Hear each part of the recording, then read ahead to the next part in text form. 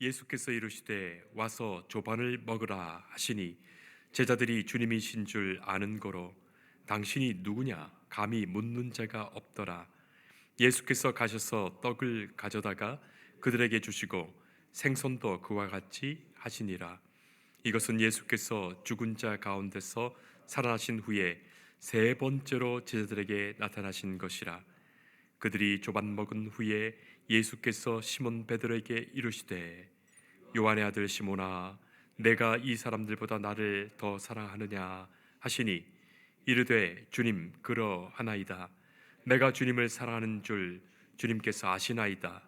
이르시되 내 어린 양을 먹이라 하시고 또 두 번째 이르시되 요한의 아들 시몬아 내가 나를 사랑하느냐 하시니 이르되 주님 그러하나이다. 내가 주님을 사랑하는 줄 주님께서 아시나이다. 이르시되 내 양을 치라 하시고 세 번째 이르시되 요한의 아들 시몬아 내가 나를 사랑하느냐 하시니 주께서 세 번째 네가 나를 사랑하느냐 하심으로 베드로가 근심하여 이르되 주님 모든 것을 아시오매 내가 주님을 사랑하는 줄을 주님께서 아시나이다. 예수께서 이르시되 내 양을 먹이라. 아멘. 여성분들은 잘 모르실 것 같습니다. 고속도로 휴게소에 남자 화장실에 가보면 소변기 중앙 밑에 파리 한 마리가 그려져 있습니다. 그 소변기를 설치했더니 화장실이 훨씬 깨끗해졌다는 보고가 있어요. 남자들이 소변을 보면서 그 파리에 조준하느라 소변이 옆으로 튀지 않는다는 보고입니다. 슬쩍 옆구리를 찌른다는 말이 넛지예요. 행동경제학자인 리처드 탈러 시카고대 교수와 카스 선스타인 하버드대 로스쿨 교수의 공저인 넛지에 소개되어 유명해진 말이 넛지입니다. 강요하지 않고 유연하게 개입해서 목적을 달성하는 방법이죠. 사실 인간은 강압하면 제대로 하지 않습니다. 처음에는 조금 따르더라도 시간 좀 지나면 곧 불평과 불만이 생기죠. 제대로 하지도 않습니다. 그렇다고 마냥 자유를 준다면 어떻습니까? 이내 방종하고 맙니다. 아무리 좋은 음식이라도 억지로 떠먹이면 잘 안 먹지요? 반면에 마음대로 하라고 한다면 그냥 내버려 두면 자유를 선용하지 못합니다. 그래서 넛지가 효과가 있는 거예요. 강요는 아니지만 내버려 두는 것도 아니고 슬쩍 옆구리 툭 치거나 찌르는 것이죠. 사랑하는 성도 여러분, 하나님께서도 우리 인생의 삶 속에 그렇게 옆구리 찌르시는 일을 하십니다. 우리가 얼마든지 자유롭게 스스로 선택하며 살더라도 옆구리 툭 찌르시면서 바른 길 가도록, 주의 기뻐하는 길로 가도록 이끌어 가시는 거예요. 그게 사실 인격적인 대우입니다. 동물같이 강압하여 훈련하는 것이 아니고 또 모른 채 내버려 두는 것도 아니기 때문입니다. 스스로 자유롭게 선택하는 중에도 하나님의 길을 갈 수 있도록 하시는 것이죠. 오늘 본문에는 예수님의 제자들이 부활하신 예수님을 만났음에도 다시금 갈릴리 호수로 디베랴 바다로 가버린, 다시 업으로 돌아가 버린 그 장면이 나타납니다. 참 아이러니하지요. 아니 십자가에 죽으셨다가 부활하신 예수님을 만났는데도 어떻게 이들이 예수님 만나기 전 그 업으로 돌아가 버렸단 말입니까? 그러나 그것이 인간의 모습입니다. 예수님의 부활이 놀랍고 충격적인 사건이 틀림없지만 제자들은 그래 그렇다 하더라도 나는 어쩌란 말인가 했던 거예요. 먹고 살아야 되는 것 아니겠습니까?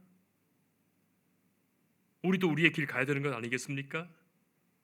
성도 여러분, 성령 충만한 역사가 없으면 예수님이 부활해도 인간은 도로 옛 모습으로 돌아가 버리는 거예요. 아니, 지금도 그래요. 우리들의 삶 속에도 그렇습니다. 생생한 하나님의 기적과 역사와 은혜와 도움이 있었음을 분명히 보면서도 며칠 지나면 다 잊어버려요.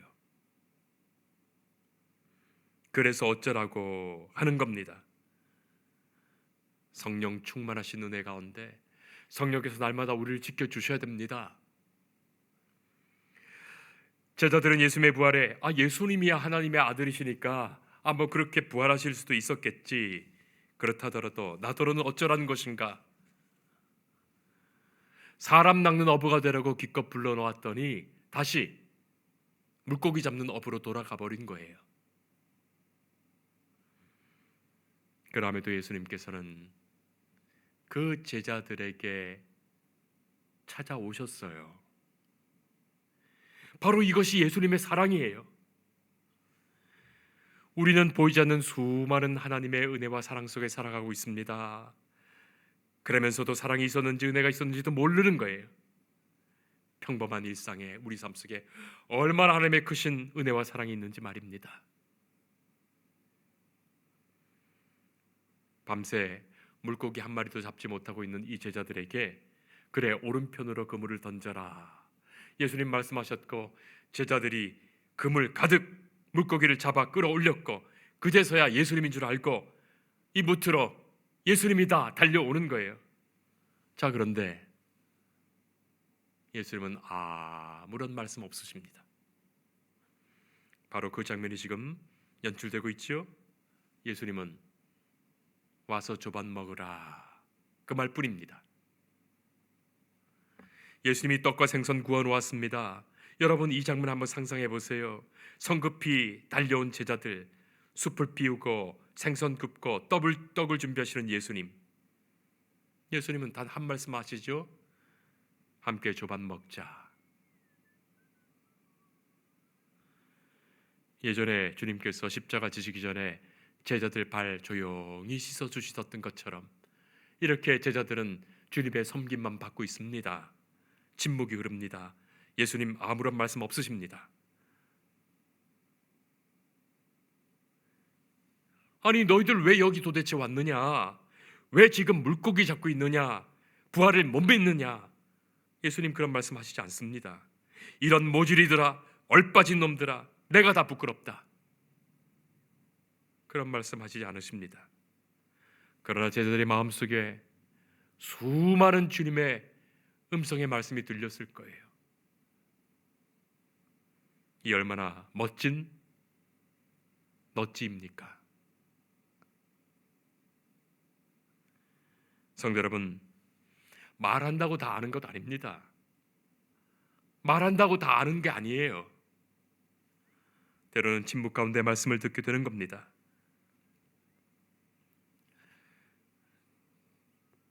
주중에 제 아버지가 소천하셨습니다. 그 새벽에 응급실에 실려가셨고, 운명하시는 시간에 어머니와 저 그리고 제 처와 여동생이 아버지의 임종을 맞으면서 응급실 안에서 마지막 임종의 예배를 드립니다. 거의 의식이 없으신 아버지는 침묵하십니다.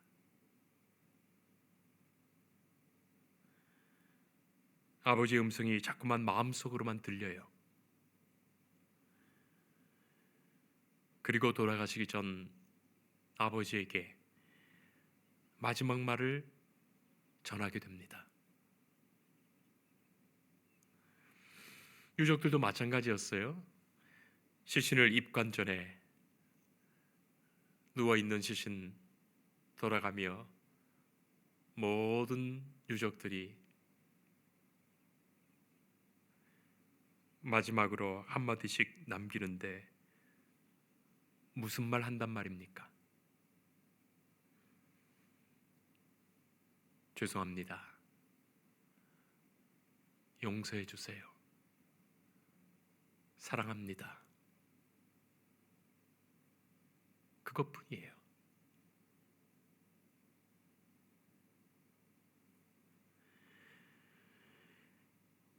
사랑하는 성도 여러분, 자녀를 위한 부모의 사랑은 말로 다 표현되는 것이 아닙니다.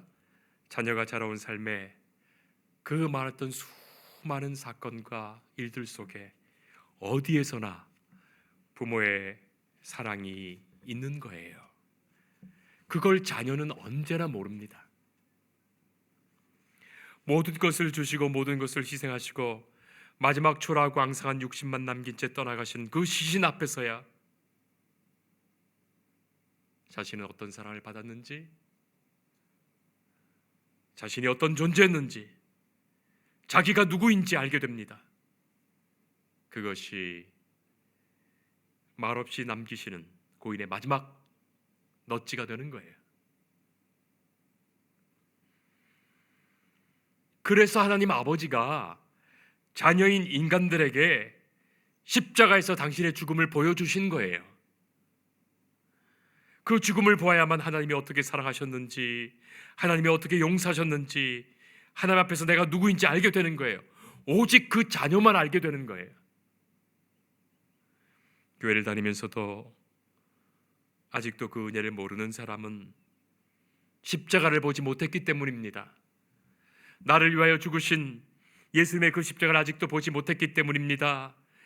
말로만 들었지, 그저 조문만 했지. 내 아버지의 일로, 내 하나님의 사건으로 내가 보지 못한 거예요. 아직.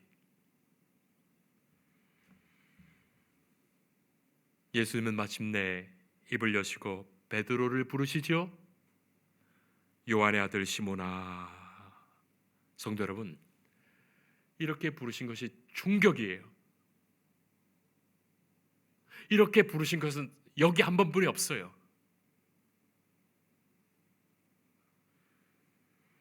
어렸을 때 제가 교회에서 초등학교 때 교회 갔다가 교회에서 예배 시간에 장난을 쳤어요. 그 일로 야단을 맞고 너무너무 서울음도 법박치고 화도 나서 예배 시간에 제가 나가버렸어요.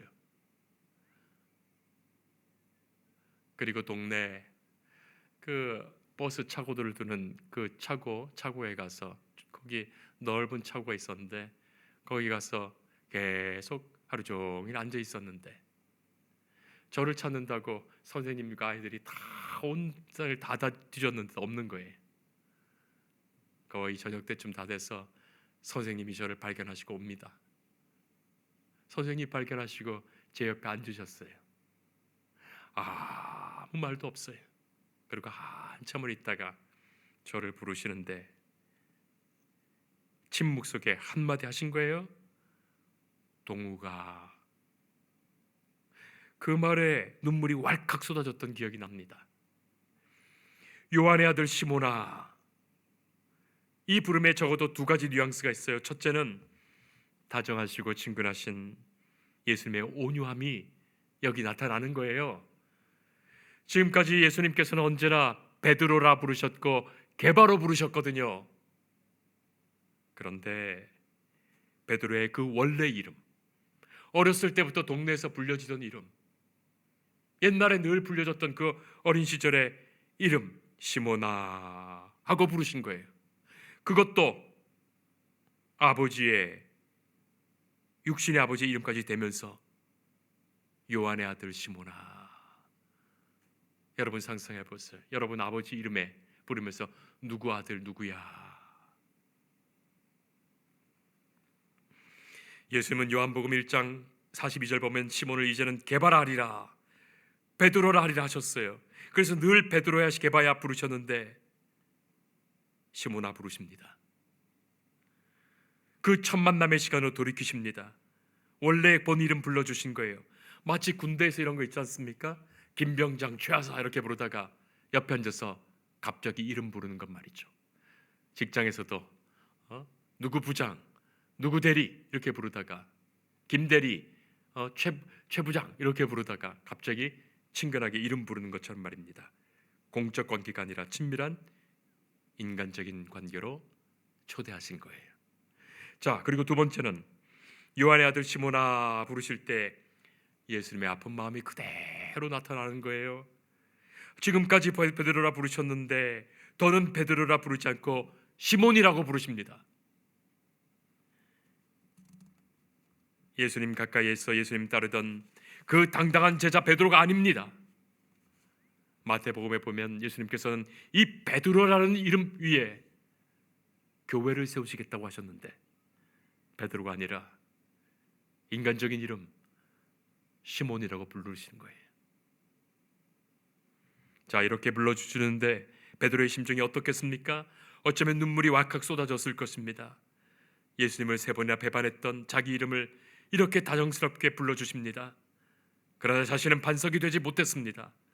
하나님의 사람으로 사명 감당하며 살 때 베드로인데 그렇지 못할 때 연약한 인간 시몬인 거예요.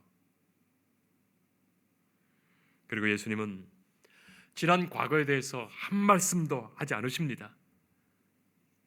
단지 지금 현재에 대해서 물으시는 거예요. 네가 나를 사랑하느냐? 지금 네가 나를 사랑하느냐? 예수님은 3번 물으십니다. 이 본문으로 수많은 다른 해석이 있을 수 있지만 예수님의 질문은 단순해요. 단지 그것입니다. 네가 나를 사랑하느냐? 지금 네가 나를 사랑하느냐?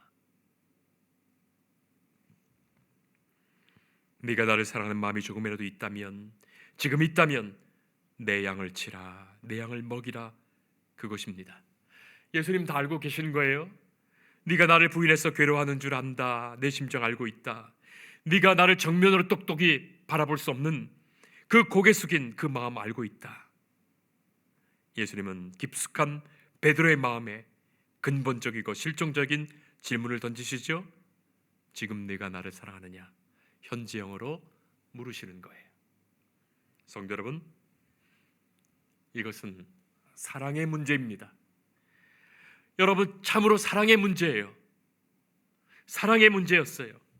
함께 할 수 없었던 것, 함께 죽을 수 없었던 것, 참으로 사랑의 문제였어요. 사랑하는 자식을 위해 대신 죽지 못할 부모는 없는 거죠. 사랑하는 사람 위해 대신 죽지 못할 이유 없는 겁니다.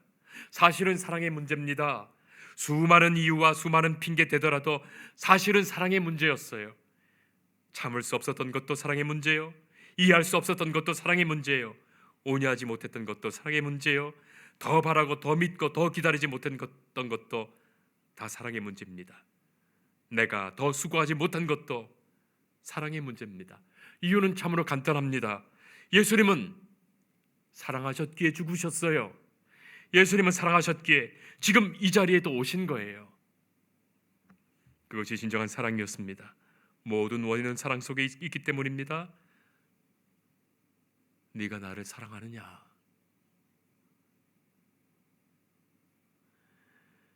그러나 누가 주님 앞에 이 질문에 당당하게 대답할 수 있겠습니까? 이미 우리의 사랑은 실패했고, 이미 우리의 사랑은 너무나 이기적이고, 너무나 탐욕적이고, 세속적이고, 그리고 순수한 사랑을 지키기에는 우리가 너무나 나약한 거예요. 베드로의 대답은 처음에는 힘이 소리도 컸을 겁니다. 그러나 3번이나 거듭해서 물으시기에 대답이 모기 소리처럼 작아졌을 거예요. 처음에는 다른 제자들 다 듣게 대답했을지 모르겠습니다. 그러나 예수님도 겨우 들으실 수 없을 정도로 모기 소리처럼 작아졌을 거예요. 나중에는 근심하는 마음으로 겨우 대답하게 됩니다. 아니, 예수님께서 왜 3번이나 물으셨을까요? 삼세판이라서 그랬을까요? 아닙니다. 베드로 목소리가 점점 더 작아지도록 하신 거예요. 더 대답이 궁색해지도록 하신 거예요. 결국에는 근심하며 겨우 대답하도록, 그리고 마침내 이 문제까지도 주님께 맡기도록 말이죠. 베드로의 대답은 결국 주님께서 모든 것 아십니다. 여러분, 무엇을 대답할 수 있는 것입니까? 그러나 주님의 말씀은 똑같습니다. 네가 나를 사랑하면, 네가 나를 사랑한다면 내 어린 양을 먹이라, 내 양을 치라, 내 양을 먹이라. 성도 여러분, 누구의 양입니까? 베드로의 양 아닙니다. 예수님의 양이에요. 주님의 양이에요. 예수님이 너무나 사랑하셔서 죽으셨던 바로 그 양이에요. 주께서 구속하신 양입니다. 나의 양 아닙니다. 주님의 양입니다. 조건은 단 하나, 네가 나를 사랑한다면. 주님이 부어주신 사랑에 조금에도 응답한다면 내 양을 치고 내 양을 먹이라. 성도 여러분, 목사만 양을 치고 먹이는 건 아닙니다. 우리가 다 그 사명 받았어요. 주를 믿겠다, 주를 따르겠다, 주님을 사랑한다 고백하는 그 순간부터 양을 먹이시고 양을 치셨던 주님의 그 일을 우리가 감당하는 거예요. 주님의 교회를 세워가는 것입니다. 누군가는 말씀을 전하고, 누군가는 찬양을 인도하고, 누군가는 봉사를 하고, 누군가는 복음을 전파하고, 시간으로, 몸으로, 물질로 이 일을 충성스럽게 계속해 나갈 것입니다. 주님을 사랑하기 때문이에요. 주께서 우리를 사랑하시기 때문입니다. 주께서 우리의 모든 것 아시고, 우리를 용서하시고, 우리를 구원하시고, 우리를 받으시기 때문이에요. 주님은 지금도 우리에게, 각자 내게 지금 이 시간에도 물으시는 거예요. 네가 나를 사랑하느냐? 저는 제 아버지의 임종 앞에서 똑같은 질문을 제 마음속에 받게 됩니다.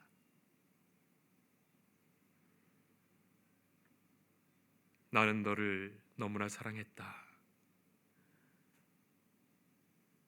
네가 나를 사랑하느냐? 아버지 잘 가세요. 아버지를 사랑했습니다.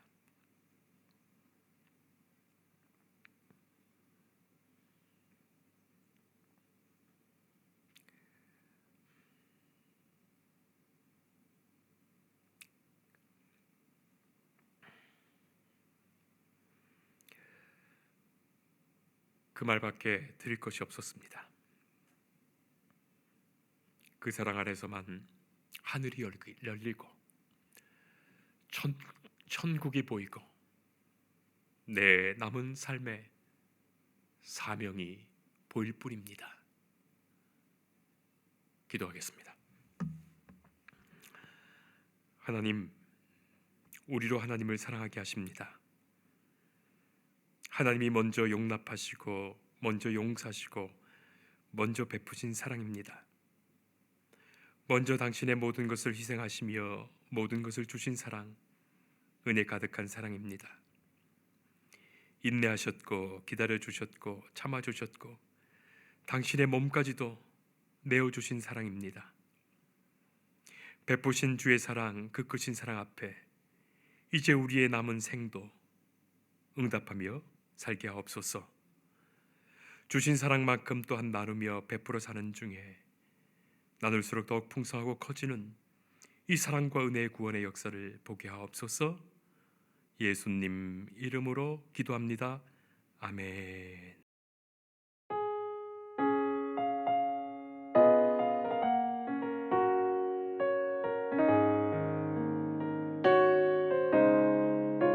주 예수 내가 알기 전 날